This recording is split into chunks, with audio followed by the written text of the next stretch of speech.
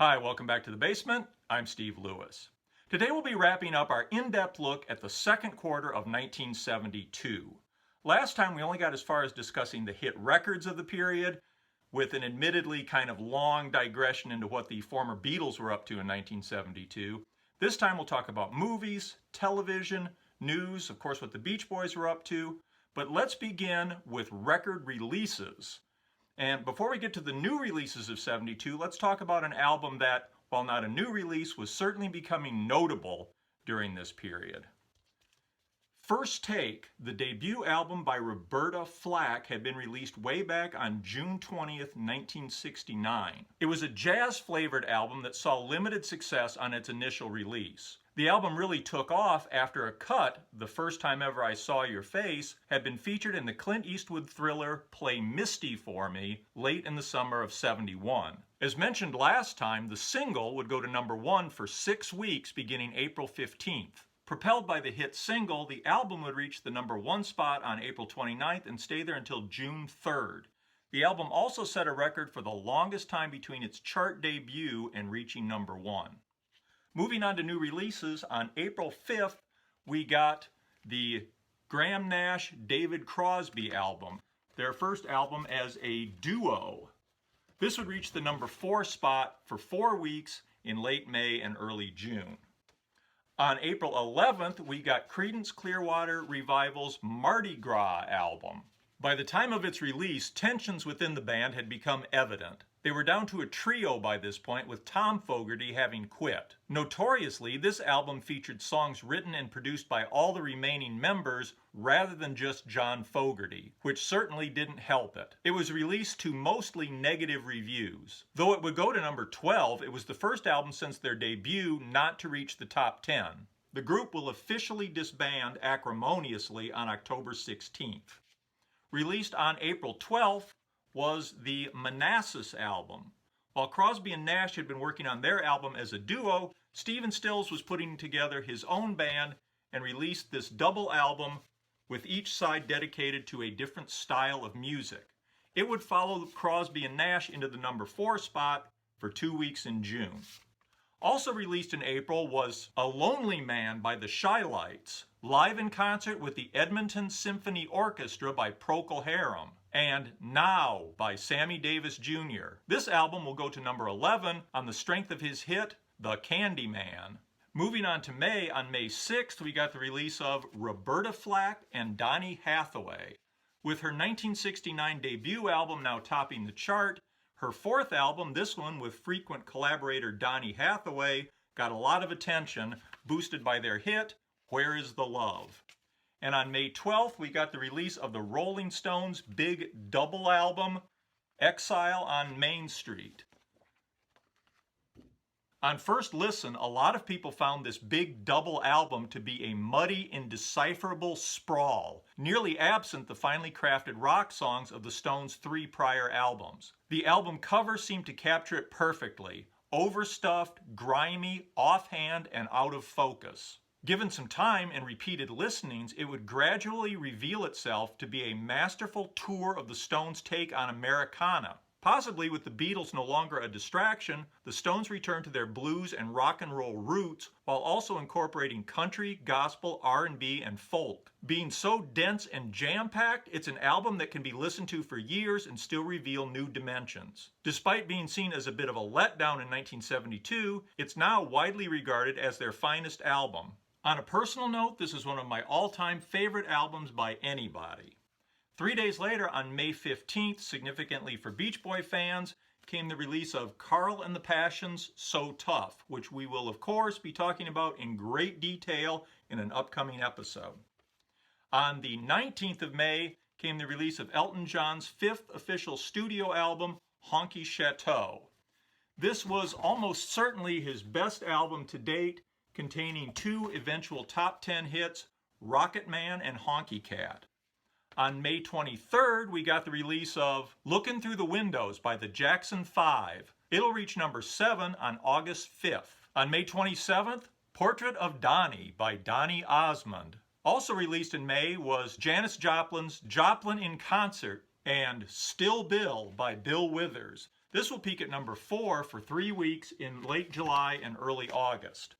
Kicking off June, on June 1st came Aretha Franklin's second album of the year already, the double Amazing Grace album, taking her back to her gospel roots. This will peak at number 7 on July 22nd.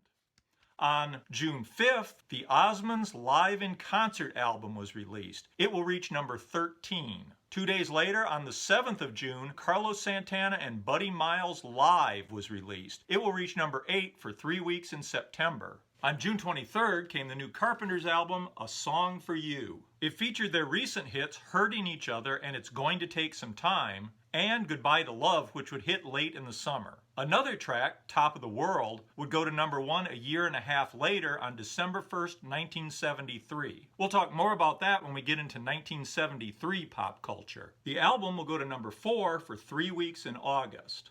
With it becoming clear that Simon and Garfunkel had well and truly gone their separate ways, Columbia issued Simon and Garfunkel's Greatest Hits on June 14th. This will go to number 5 for 4 weeks in late July and early August. On June 18th came the release of Elvis Presley as recorded at Madison Square Garden.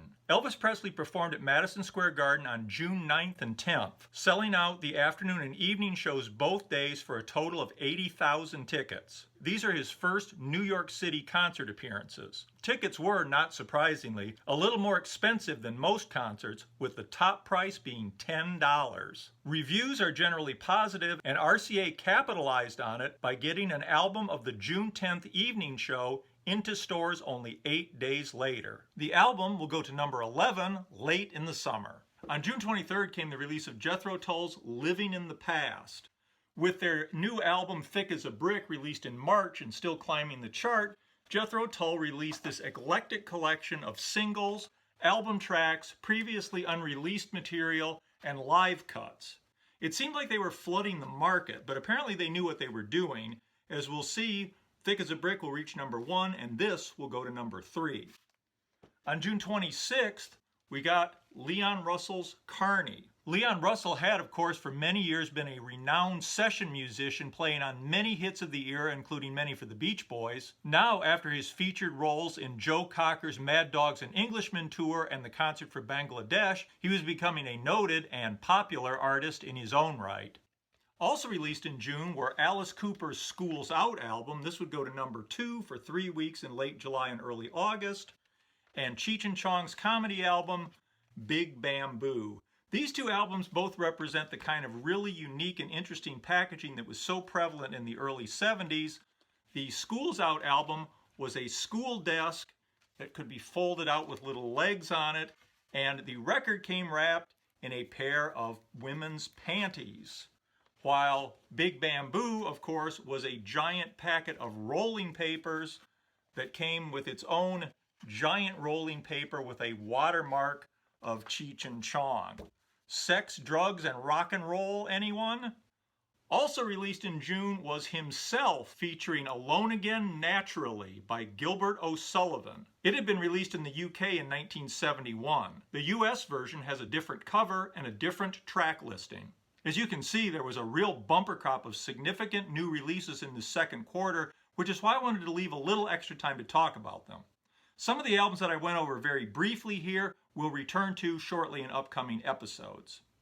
On June 3rd, the Rolling Stones launched their first tour of North America since 1969. Not surprisingly, everything was on a larger scale. The number of shows, 48 compared to 24 in 1969, the equipment, the logistics, the hysteria surrounding the show, and the press coverage. Truman Capote traveled with them to document the tour for Rolling Stone magazine, and Robert Greenfield's account of the tour became the book STP, A Journey Through America with the Rolling Stones. And there were two very different film documentaries. The opening act for many of the dates was Stevie Wonder. The top ticket price was $6.50. The August 11th episode of the Dick Cavett Show documented the penultimate performance of the tour at Madison Square Garden, featuring interviews with Mick Jagger and Bill Wyman, treating it as a major cultural and sociological event. The tour would wind up with a Madison Square Garden show on July 26th, Mick's 29th birthday, followed by a star-studded party at the St. Regis Hotel, attended by the likes of Bob Dylan, Andy Warhol, Tennessee Williams, Oscar de la Renta, Woody Allen, and Zsa Zsa Gabor. At nearly the same time, the band who had gone a long way toward raising the scale of rock tours was on a U.S. tour of its own. Led Zeppelin toured North America from June 6th to June 28th, playing 19 shows. If not for the Stones extravaganza, it probably would have been the hottest tour of the year. Moving on to major new movies in the second quarter, opening in wide release on April 14th was Fritz the Cat, directed by Ralph Bakshi and based on characters created by R. Crumb. Famously, it was the first X-rated animated feature film.